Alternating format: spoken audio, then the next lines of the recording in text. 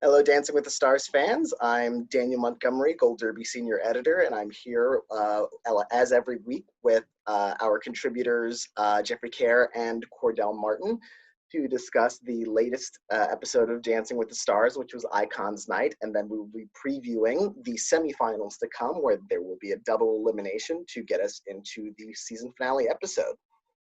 So to start us off, let's get into Icons Night, where I think a lot of us thought Nelly might have been, like, his days might have been numbered. And he got the lowest score on the judges' leaderboard, even though he was overscored by the judges. But he was not in the bottom two. We ended up with Johnny Weir, who had the highest score of the night, but was in the bottom two, and then AJ McLean, who the judges ended up eliminating. Given the choice of those two, kind of seems like a no-brainer unless you're Derek Huff. So first off, Cordell, what did you think about that result, that bottom two and that elimination? Yeah, I mean, going into this week, I think Nelly was the favorite, unfortunately, to be eliminated. However, once I found out that he was doing a jazz routine, I knew that, upbeat songs are in his wheelhouse. So I kind of figured he wouldn't get like a horrible score. But in terms of just the bottom two, like I've been saying week after week, the competition is so stiff that you cannot have an off night, regardless if you're a big pop star like AJ, or a world champion ice skater like Johnny. And I think with AJ, just that mishap he had in his dance kind of did him in. So we kind of knew he was going to be in the bottom two. We just wasn't for sure if it would have been like a Justina or a Nelly joining him. So the fact that it was Johnny, once again, kind of show that he doesn't have that, solid fan base that can hopefully pull him to the finals. So was shocked, but not really once you kind of look at it in its whole totality. Yeah, what did you think about that outcome, Jeffrey? Oh yeah, I mean, it was definitely a shocker seeing the bottom two being between AJ and Johnny. I thought Johnny's performance was perfectly flamboyant. I thought AJ's, maybe not one of his best routines, but still very stylish. And it's funny because a week or two ago we were talking about AJ as a potential spoiler for the championship, but that's clearly not going to happen now. And man, so it was definitely shocking to see those two end up in the bottom two. Though maybe not as shocking to see AJ the one to get eliminated as a result, but still, shocking nonetheless. Yeah, actually, going into Icons Night, AJ's odds, at Gold Derby, we calculate the odds based on predictions of our users, and AJ had risen up into the top three, right behind Justina and Neve. And so that just seemed, that was a damning kind of omen for us and for them. And so, but we did see that Nelly has a huge fan base. We knew he had a fan base. It's bigger than we thought it was. It's stronger than we thought it was, because not only did he land at the bottom of the judges' leaderboard, he didn't have like this kind of deeply passionate personal clip package and story that we saw previously when he danced in honor of his late sister. So like there wasn't like an emotional connection that I think would have drawn fans to him if they weren't already there. So they're already there. Justina's fans were a little tested, and they're there. Sky's scores were strong enough, and Sky's shown that if she's got the score, she's usually okay. Johnny, though, I don't know what Johnny does to get out of the bottom if he can't literally a perfect score, and he can't stay out of the bottom of the leaderboard. And he and Caitlyn Bristow both had perfect scores. So, and I think Caitlyn's was the dance of the night, personally. What did you think about that Argentine Tango, Cordell? Because I thought it was the perfect dance for her, like just for her sense of precision. But it's also not a dance that requires a lot, no offense to Caitlyn, a lot of warmth. Like that's not her style. So what did you think, Cordell? Yeah, I think that was definitely one of those dances that just was in her wheelhouse. To your point, if done right, the Argentine Tango is one of those show-stopping performances that can really, steal the night for a contestant. So I thought it was just perfect for her, especially as we're in the tail end of this competition, to really kind of put her in that top tier potential winners as a potential winner. But yeah, I thought it was just a great dance. I'm not the biggest fan of hers, but I'll give credit where it's due, and I thought she did an amazing job on Monday. Yeah, what did you think about it, Jeffrey? Well, I thought Caitlyn Norton both did incredible work this week, and I guess now that AJ's gone, she is now probably looking like a dark horse for the win, and she would definitely be a step up, pun intended, from the other Bachelorette contestant who won last year. I'm even blanking on her name already. Hannah Brown. Thank you. Yeah. I think if Caitlyn were to win, she'd definitely be improvement from Hannah Brown, who did fine work last season, but I think Caitlyn's been doing much better work than her already. Mm-hmm. Yeah, I agree about Hannah. Hannah's one of those contestants who I liked fine, but like she never wowed me. Like if she were in this cast this season, like if we were going to the top in the top 6 semifinals with her, she would not be one that I would put in the final 4. Like she'd be deserving in the semifinals, but not quite the final 4. And it's almost unfortunate that Caitlyn Bristow has to follow her, because I feel like Caitlyn, like if we hadn't already had a Bachelorette winner last season, she would be such a heavy front runner. But as it is, I don't know if, and Bachelor Nation might not care. They might be perfectly happy just to, vote their way to a second straight Bachelorette winner. But it would be an odd precedent.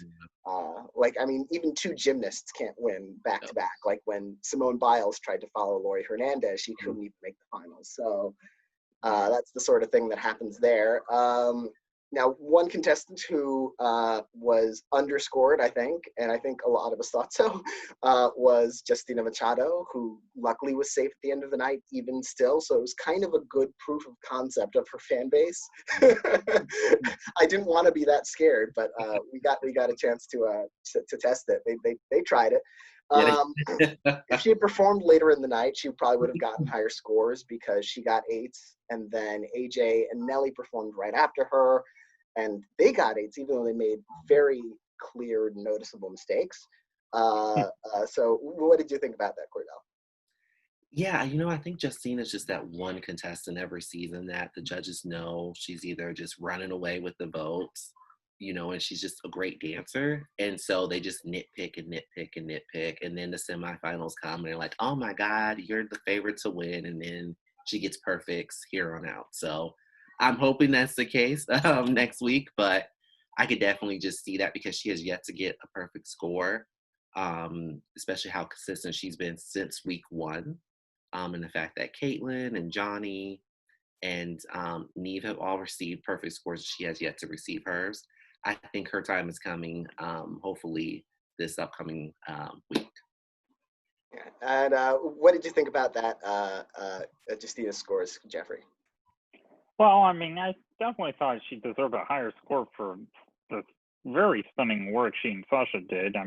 Granted, I agree that, maybe had they both gone on later in the night, the scores probably would have been different. But, hey, props to her fan base for really keeping her alive in this competition. And I should thank Cordell again, just because talking about how Justina hasn't had her 10s moment yet, and maybe it'll happen. That really kind of perfectly foreshadows our next discussion of next week's dances. Ooh. Because you can tell from, and I looked at this list of dances before we started recording, just I couldn't resist. You can tell there are 3 contestants who the producers, at least, really want in the finals. Oh. Wow. So here's the format. It's going to be a redemption dance, and it's going to be a new dance. And since we already started talking about Justina, we may as well get that one out of the way first. Justina's redemption dance will be the tango, which she'll be dancing to El Tango de Roxanne from Moulin Rouge. And then for her new dance, can we guess what that might be? What her 10's dance might be? Contemporary? No, what? She got contemporary. Ooh. And she's one of 3 who have contemporary. And the Mm-hmm. other 2 don't need it, which is a little frustrating. The next person up who has a contemporary is Caitlyn Bristow. That will be her new dance. She will be dancing that to Cowboy Take Me Away by the Chicks, formerly known as the Dixie Chicks. And her redemption dance will be a Paso Doble to Hanuman by Rodrigo y Gabriela. So, and the fact that she's coming off a great Argentine Tango and she's going straight into Paso, I feel like that's a good bet for her. Yeah. And the third contemporary of the night is Neve. I don't mind him getting it, but he needed it least of all. Like, he is so far ahead of this competition in terms of his ability to get high scores. I don't think he's danced the samba, and he's not this week, obviously, because his new one is a contemporary, and his redemption dance is a foxtrot. He's gonna be fine. Continue. Okay, so but like they weren't like mean to like Sky. Like they didn't give her contemporary, but which would have been nice. But her redemption's a little mean. They gave her the cha-cha. Because I guess she already kind of redeemed her samba with the relays. So the cha-cha was the one she totally blanked on. So I'm a little scared about that one, but I feel like she's gonna move past it. But her new dance is gonna be a ballroom dance, and it's one that I feel like she's gonna be fine at. She's got a Viennese waltz. So that would be her 30. So she could really nail that. Like, she has such incredible poise. So I feel like the cha-cha could be a question mark, but she could end the night strong, depending on which order they do these in, if they do redemption and then the new dances. I'm guessing they're going to want to save those contemporaries for later in the show, so they'll probably do the redemption dances first. And then you've got Nelly. They might be kind of setting him up to bounce, maybe. Depends on how they score him, depends on how he does. His redemption dance is the Paso Doble. Okay. To Run Boy Run by Woodkid. And then his new dance, which I think is going to be more of a problem for him, is the jive. He's not a jive kind of guy. Like the flicks and kicks, really fast paced, really lot of precision. That's not where he's the most comfortable. See, okay, we'll wait after all the dances are announced to give it. Indeed. And then Johnny Weir, to close out this top 6, their redemption dance is a salsa to X by Jonas Brothers and Karol G. Okay. And Johnny Weir's new dance is sort of like the freestyle light, which is jazz. So it feels like he could do well with jazz, but it's not a slam dunk. Yeah. And see, they stacked the deck so hard for the other 3 that have contemporary that it's hard for me to imagine Johnny making it to the top of the leaderboard. And if he doesn't make it to the top of the leaderboard, it's hard for me to imagine him staying. Yeah. I'm a little disappointed with some of those dance styles, especially with people like Neve and Caitlyn. I just felt the contemporary is just such an easy dance for them that they should have gotten that weeks ago. I mean, challenge them with the more challenging dances because I think they'll be able to pull it off. But also it could backfire because, I mean, you have 3 contemporary dances that, should be pretty easy for those 3 contestants. You might have the possibility where, for example, we know Johnny probably will go home, unfortunately. So that leaves Sky and Nelly, and their fans might rally around them. And we could potentially see one of those 3, contestants go home. And oftentimes it's the semifinals, like I was telling you guys in our chat, those front runners usually sometimes go home that shocking elimination, like Brandy and Nastia Lukin, Simone Biles. So we could Juan see Pablo, James Vanderbeek. exactly. AJ. Yep. So we could see one of them surprisingly go home. Hopefully not Justina, but Or even two of them, since it's a double elimination.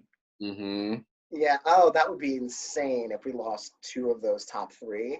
I'm a little bit actually worried about Justina. Like, they're setting her up nicely to have her breakthrough tens moment. Yeah. But depends on where they put her contemporary. Like, if she does her contemporary first, she might get the tens. If she goes after Neve and Caitlyn, the judges might like kind of get their, oh my God, that was beautiful, emotional, 10, 10, 10 out. And then with Justina be like, I don't know, could have had more energy here and there, or, you know, they'll do it again or something. But I don't know, I could see three perfect scores. It'd be surprising if they'd had three perfect scores for the three contemporaries. Just because it would be a little bit on the nose. Yeah. It's like, we gave you these contemporaries, here are your tens. Yeah, I feel like for possibly 5 out of the 6 of them, they'll probably at least get one perfect score out of their 2 dances. I think they'll just try to kind of even the playing field and let the fans kind of decide. I'm just curious as to if Nelly will be able to pull it off.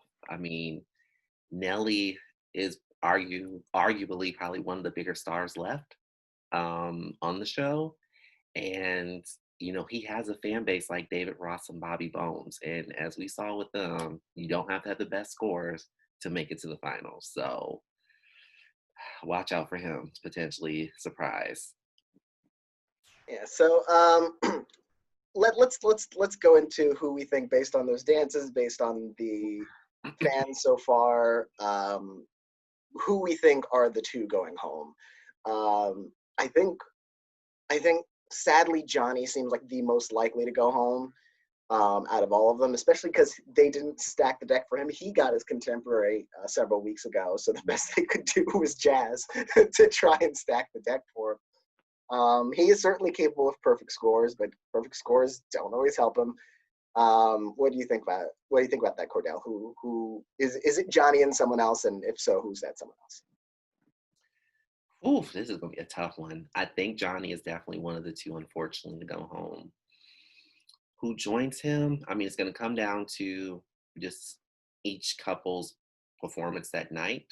But I could see either Nelly going home, just because I think the judges are really gonna have it out for him. But I could see the fans pulling for him. And then I can see either Sky or maybe a Caitlyn going home. That's a bold prediction, but I could see that potentially. What do you think, Jeffrey? Well, I echo a lot of what Cordell just said, but yeah, I mean, I guess next week should be more telling if, the fans Johnny has will be able to pull through for him in the online voting. But if not, yeah, I think he's definitely very possible to go home. And, I can also see case for Sky and Nelly. And Caitlyn is definitely an interesting prediction there. That could very well happen too. But yeah, as of right now, I think, well, these two of these three, Nelly, Sky, and Johnny, are going to be eliminated, and it's going to be tough. Yeah, I think you're probably right about that. I think it's two of those three. I think Johnny is very likely to go home. And then, I don't want to be pessimistic, but I also, I would rather be pessimistic in my prediction and be pleasantly surprised. So I would say Sky would be the other one going home, because she and Johnny are the only two right now who are still in there, who have been in the bottom two before. So we know they both have fan base shortcomings depending on how they score, or sometimes not even depending on how they score. So I'm right now predicting it's going to be Johnny and then Sky, but I'm hoping I'm hoping it's Johnny and Nelly. I don't even really want Johnny to be eliminated, but actually, if you look at those other four, they're really, like, they've been great, like, for most of the season. Like, the only, like, I really feel like my personal final three, like, top three for the season would be Neve, Justina, and Sky in some order. But just seeing how scores have come down, yeah, I'm gonna say it's gonna be Johnny and Sky. But who will win then? Like, at this point, like, we've been all over the place with our winner predictions all season. Where are you thinking that's gonna land, Cordell? Oof. I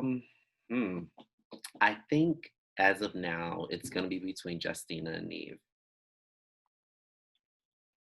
with Justina winning. And what do you think, Jeffrey? Well, I agree with Cordell. I think it's between Neve and Justina right now. And with Caitlyn as a potential spoiler, but of the two aforementioned, well, I'm leaning more towards Justina, though I would not be surprised if it ends up being Neve. Yeah, I agree. That's the likeliest top two, barring some horrific tragedy on semifinals night for either of them. I feel Neve is the safest, both because of his dancing and his scores, and because, I mean, his fan base has never really been that tested. Mm-hmm.